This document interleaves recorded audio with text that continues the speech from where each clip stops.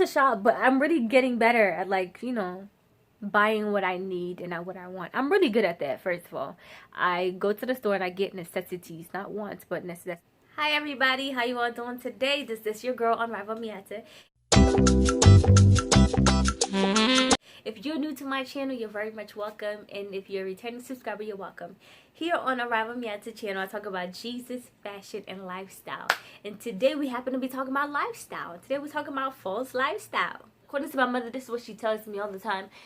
She always said, Miata, Mimi, I for cut you coat according to your size.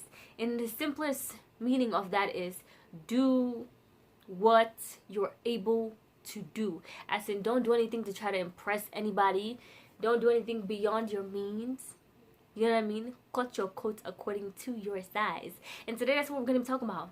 False life. Let's stop the false life. Come in place. Social media is such a big part of our lives. Whether it's Snapchat, WhatsApp status, Instagram, Facebook, whatever it is, we're all influenced by social media one way or another. It depends on exactly what you do on social media, what you choose to look at on social media, but so very often, even when you don't go finding it, they come and they find you. You see on social media how a woman is supposed to look in today's society, how they're supposed to dress, you know, big boobs, small waist, big old booty. Some of us have not, the booty has not arrived yet. I don't know when God was giving out booty and I just missed out. I don't know. Maybe I came late to the line, but anyhow, that wasn't there. We watched women with Chanel bags and red bottom shoes, all these different things. And society is literally telling us what we should be having, what we shouldn't have. And so often it's easy to conform. Bible says, do not be conformed to the things of this world, but be transformed by the renewing of your mind. If you allow the world to tell you how you should be as a woman, how you should dress, how you should act, what you should look like, then you'll be like everybody else. But everybody else is taken. It's important that we learn how to be our authentic self. Also be able to cut our coats according to size. So today I'm going to be really practical with you guys on how I cut my coat according to my size. I don't try to impress anybody. At the end of the day, like, I'm not going to break my bank just so I can impress you. Or be anything other than Miata just so I can fit in or so you can accept me. It's either you love me as I am or you don't. Yes, there's always room for improvement, but I'm talking about somebody not liking you just because that's your personality. Like, oh, she's too dull, she's too this, that's your business. Okay? So, one of the ways that I make my life very easy for myself is in fashion. Yes, we look on social media and women are wearing designer clothes, designer shoes, designer Chanel bags and red bottom shoes. I don't got that money yet. I don't have that money to be holding Chanel bags and red bottom shoes. I just don't. And I'm not going to front and act like I do have that. I don't. One thing I do have, though, is an incredible sense of style. I know how to put two and two together. And whenever I go out, I don't know, people have this perception that, like, I don't know, Miata really got it, or like Shorty really got money like that. Glory to God. You know, I like that. I like that. But the truth of the matter is, honestly, ladies, 70% of the things that I have in my closet are thrifted. Like, literally, 70% of the things that I have in my closet are thrifted. Today, I'm going to have you guys go into my closet. That's very rare, okay? I'm going to have you guys go into my closet so you can take a look at what I mean, what I'm talking about. And then we can discuss after. Okay, so you guys are literally in my closet. This is my closet right here. With one side of my closet, I have two sides. It's kind of long. Yeah, these. Okay, so here's my closet. Pardon me, this side can be really stiff sometimes. But it's color coordinated. Back here, I have my blacks. Everything black. Black dresses, black skirts, black everything, black furs, black and navy blues. All of them are there. Color coordinated from black to black and white to grays to nudes to browns to whites to colors and then reds. Okay, so everything is color coordinated, but my point of bringing you guys to my closet is to show you that 70%, 75% of the 70% of the things that I have in my closet that I have bought are thrifted. Like, let's say this skirt. This skirt right here I bought for like $4 from the thrift store. You would never be able to tell that I got it from the thrift store unless I tell you myself that I got it from the thrift store. Okay, let's start there. First things first. Okay, this one right here I got from like Rugged Warehouse, and I'm gonna show you guys the price so you can really understand what I mean. The price for this dress right here is on here. That's the price, ladies. The price is literally $5. Like, when it comes to shopping, like, I don't do if I don't have the money, I'm not going to be buying things that are like super expensive.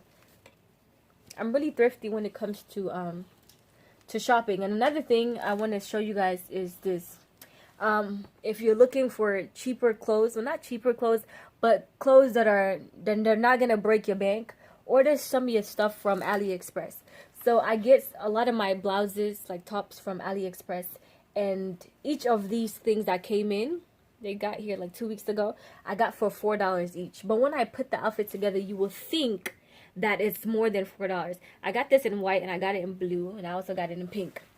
I don't know, I like to get the same things. Anyway, but my point here is to say that, like this blouse right here, I bought it from the thrift store as well, and this was $2 thrifted. This one was like $1.50. This denim vest right here, I mean, I can literally go on and on and on. And this mini dress right here, it's green. I got this from the thrift store as well, and I think this one was like $2. Okay. Okay, so this other side of my closet is like mostly Africanas. Like, after you can find my African clothes on this section of my closet. Like, I got this Indian dress for like $5. It's hand beaded. How gorgeous is this? And most of those things back there are like Africanas, Ankaras, dashikis, and stuff like that. And then my blazers. Like, all my blazers are literally designer blazers, but I did not get it at designer prices. I got this suit. It comes with a matching skirt. Guess who the designer is? And Taylor. Guess how much I bought it for? I got that for $5. And then I got this blazer as well, right here. And I got this blazer for like $7. But I've had this for a long time. I've had this in my closet for like, what, 4 or 5 years now. Anyway, a whole lot of my blazers that I have, they're designer blazers. However, I did not get them at designer prices. Okay, so the purpose of me letting you guys into my closet is not to show you that I have clothes, but the purpose of that is to show you that I literally cut my coat according to my size. Just because I go on Instagram and I see girls wearing Neiman Marcus and Givenchy and red bottom shoes, that's amazing, awesome for you. But I wear my thrift store clothes and I know how to put it together. You can wear your designer clothes from top to bottom, and I wear my thrift store clothes, and I would guarantee you they would think that we shopped at the same place, or I would almost guarantee that I would look better than you. I know, where's the modesty, right? But I know how to put my stuff together, and it truly boils down to that. I don't think that clothes is necessarily the more expensive your clothes are, the better you look. No, it's how you put it together. Some people have the money, but they still don't know how to dress. It's a really shame. It's a real shame. Anyhow, that's one of the practical ways that I cut my coats according to my size. I don't try to front for anybody. So when talking about being content, what exactly is content? Being content means being satisfied and happy with the life that you have and the things that you have. And I think that's very vital as being young women of God. It's important that we learn to be happy within ourselves, and we happy to be content with what we have. By no means am I saying that we should be happy in the level that we're in. I believe that there's always room for growth. I believe there's always room for come up. I believe that a woman should always strive to be better. Amen. But in being content, meaning that you're not envious of what other people have, that you are not langatrotin of what other people are having.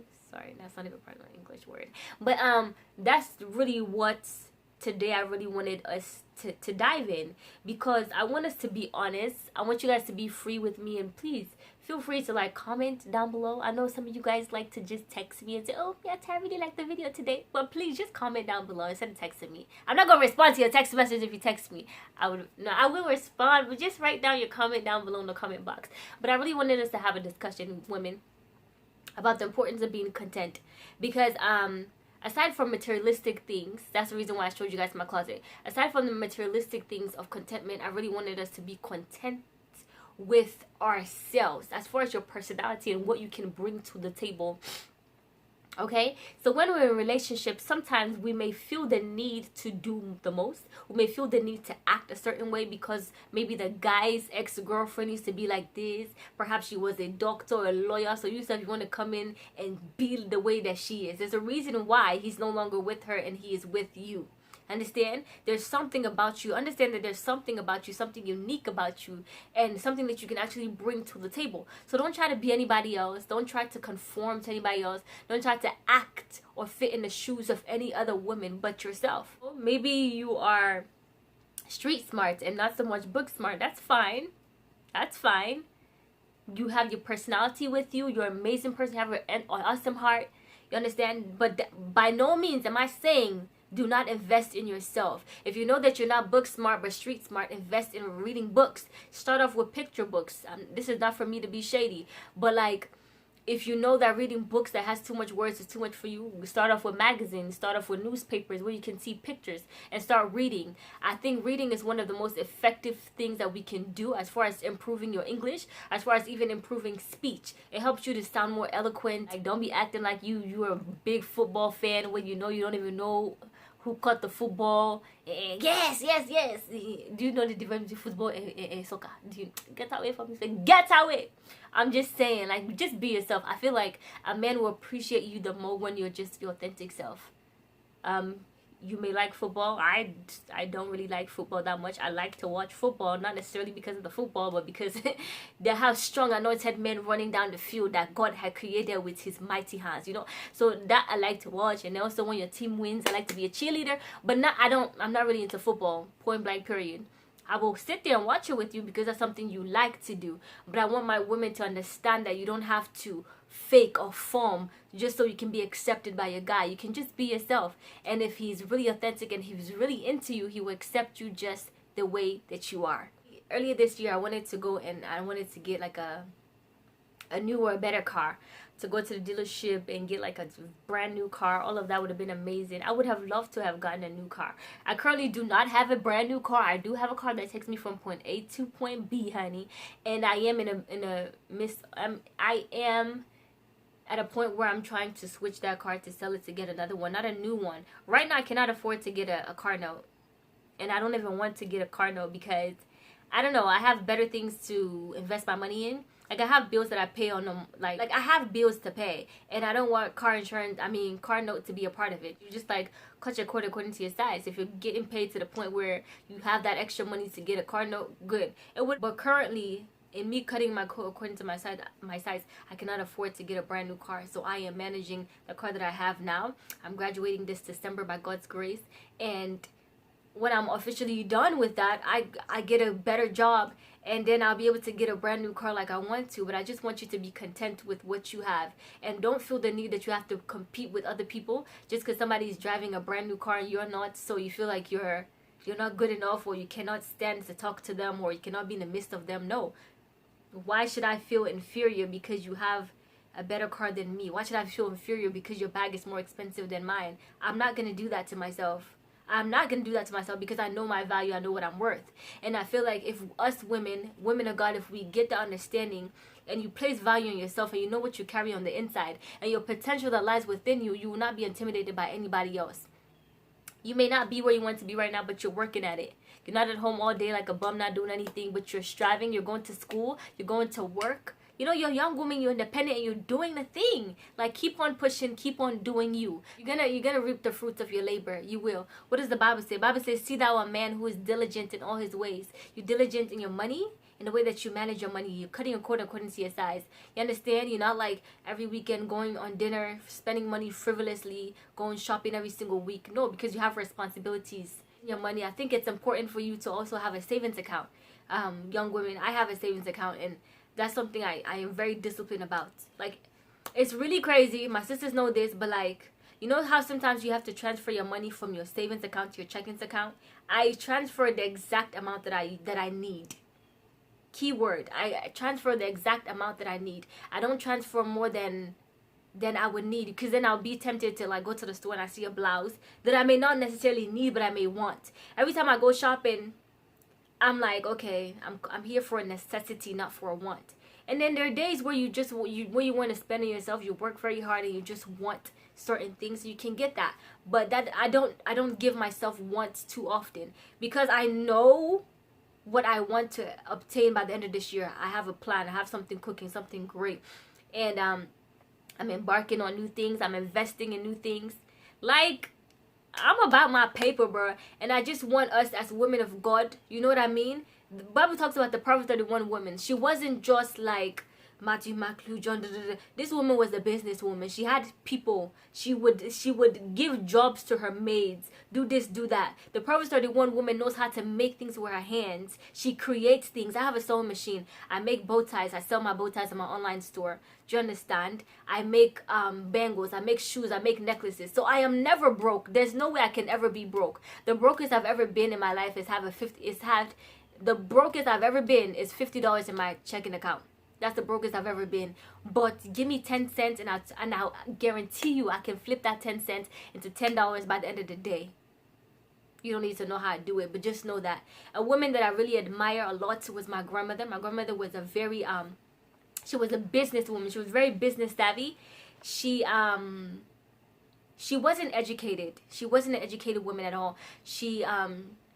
They took her out of school when she was like in elementary, maybe around 11 or 12. That's when she was taken out of school and she was being prepped to get married. So she was one of the victims of early child marriage, and she had gotten married to my grandfather. Anyway, but my grandmother, she was not an educated woman. However, she was very much a very savvy businesswoman. She sold palm oil to put her children through school. She had a total of 9 children. However, only 7 survived. And of the 7 children, she was able to pay for each and every single one of their education. They each went to private schools, and she was able to pay for their education all throughout by herself. And that's admirable. She was definitely the matriarch of our family. My grandmother, she was a strong woman. When I say strong, she was a very strong woman. Personality-wise, she was a strong woman. There's no way my grandmother's going to let you bully her. No way in this heaven. No way below earth. She's not going to let you bully her for no reason. She was a woman that knew what she wanted. She was about her business, and she was about family. And she was definitely the matriarch of the family. I remember back home when we went in 2013 for her funeral. Rest in peace, Grandma. When we went back home in Sierra Leone to bury her in 2013, it was like a celebrity had passed away. Like the whole street was blocked. They had a band singing music. I mean, it was like literally somebody that was historic that had died. Her children really did it for her, and I really admire that. But in her funeral, a lot of people were hurt because the matriarch of the family, like the tree that covered everybody, was like down, and you could really tell that her absence was significant in the family because there were a lot of people who were looking up to her. There were a lot of children who she paid their way through school. You know, she was a very given young woman. She was a very given woman, and those are some attributes that I take from my grandmother. I'm very business savvy. I am about my business.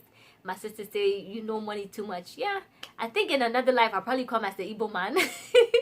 But I think it's very necessary for us to be well-rounded women, as Proverbs 31 women, to be able to be business savvy, to be able to work things with your hands. Because let's say, God forbid, you get married and your husband loses his job and your job is not really bringing income, okay? What natural talent do you have that you can bring money to the table? What can you do? Can you braid hair? Can you do nails? Do you know how to sew? Do you know how to cook and then sell your food? Do you know how to make certain type of drinks, maybe lemonade, and then sell it around your neighborhood? How can you generate money into your household if corporate job is not available? I think those are things that we have to think about as well. Because my ultimate dream, my dream is not to work for somebody's company all the days of my life. I desire to be a CEO of my own company. I desire to hire people. I want to be the employer. That's what I'm going to be, and that's what I'm striving for. But at this stage in my life, I'm doing and building all the things and setting things in place so that I'll be able to have the future that I envision. Okay? And part of cutting your coat to your size. I mean, those are just the things that I can think about when I think of being content, and also cutting your coat to your size. Abundant life. He said, I've come that you may have life and have it more abundantly. Abundant life in health, abundant financially, in every single way. That's God's desire for us. Cutting your coat according to your size means being honest with yourself, being your authentic self, not trying to impress anybody, but trying to be the best version of yourself. And I feel like that's the best thing that we can do for ourselves as women of God and women in general. When you're yourself, you're well respected. When you're yourself, you're at peace, because you're not constantly trying to compete or trying to be anything other than yourself and who God has called you to be. Amen. All right, I hope that really helps somebody. I love you guys, and until next time, you have an unrivaled day. Bye, guys. Have a good day. Bye.